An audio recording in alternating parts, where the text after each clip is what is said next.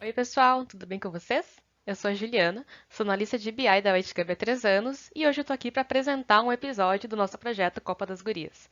Primeiramente, eu peço para vocês que vocês se inscrevam no nosso canal e nos acompanhem nas redes sociais. E, sem mais delongas, vamos começar.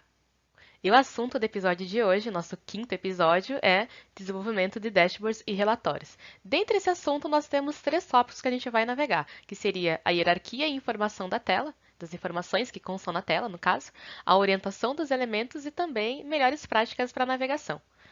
E dando início ao nosso episódio de hoje, vamos falar sobre o nosso primeiro tópico, que é a hierarquia da informação. Mas afinal, o que é a hierarquia da informação? Basicamente, ela é uma maneira com a qual a gente consegue organizar e estruturar as informações de uma maneira lógica e que seja claro para o usuário. Com esse tipo de abordagem, a gente consegue fazer com que eles absorvam as informações de uma maneira mais simples e eficiente. Bom, agora eu trouxe um exemplo prático de como funciona a hierarquia da informação. No nosso exemplo aqui, nós temos a nossa tela de equipe. E como a gente sabe, o que precisa ser destacado numa tela de equipe, de fato, é a equipe.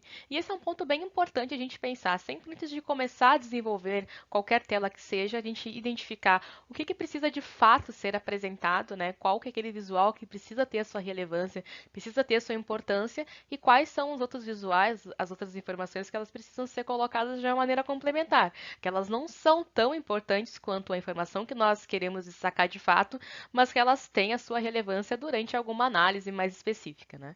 Então, analisando aqui a tela de equipe, nós conseguimos ver que a informação, né, da equipe de fato, quais são as goleiras, quais são as meias, as atacantes, elas estão no lado esquerdo, no topo, né, da tela. Já abaixo eu tenho a questão dos grupos, seus placares, que também são informações relevantes em relação à equipe, de fato.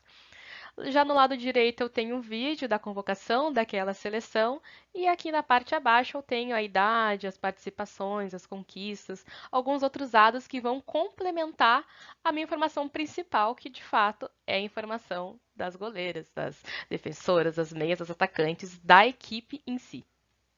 Trazendo um outro exemplo prático de como isso funciona, temos também a nossa tela de resultados, o qual inicialmente eu tenho ali uma informação que eu posso selecionar o grupo, a fase, qual que é a seleção.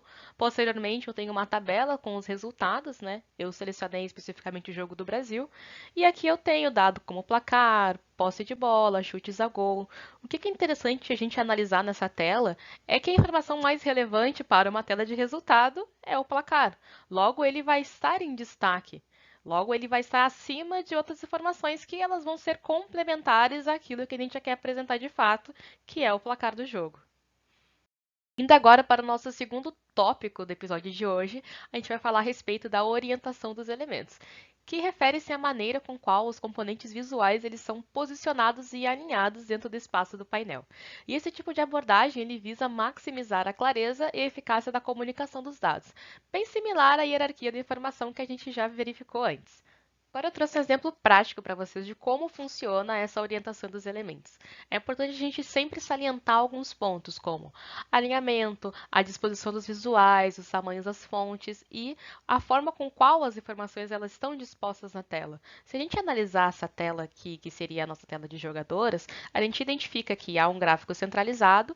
Esse gráfico eles tem 2 itens que seriam utilizados como filtro, que seriam a foto das jogadoras e também as informações a qual a gente gostaria de analisar, seja defesa, passe, controle de bola. E há um alinhamento entre esses 2 filtros, como também há um alinhamento entre o tamanho do card que consta ali a foto da jogadora, como as informações complementares. Então, quando a gente fala a respeito da orientação dos elementos, é isso. É a gente deixar de uma maneira coesa e fácil para que o pessoal consiga compreender o que nós gostaríamos de passar. Indo agora para o último tópico do nosso episódio de hoje, a gente vai falar a respeito das melhores práticas de navegação. E quando a gente fala sobre melhores práticas, a gente está falando de diretrizes, algumas ações que nós, desenvolvedores, podemos fazer para com que a experiência do usuário seja a melhor possível, tentando fazer com que tanto a análise dele, quanto a navegação ou qualquer outro aspecto que vá fazer diferença no uso do dia a dia daquele painel, daquele relatório que a gente está desenvolvendo, eles façam realmente a diferença para eles. Existem diversas funções a qual a gente pode aplicar no nosso painel para que o usuário tenha uma experiência melhor. Uma delas é o uso de abas para fazer a navegação entre as telas. Dessa forma, ele consegue navegar entre as telas de uma maneira muito mais simples e intuitiva. Trazendo um outro exemplo de melhor prática aplicada à navegação, a gente tem o uso de menus intuitivos. Dessa forma, o usuário ele consegue identificar melhor qual que é o item que de fato ele deseja utilizar. O uso de resumo e visualizações estratégicas também agregam bastante na experiência do usuário. Dessa forma, a gente traz as informações que ajudam na análise como um todo.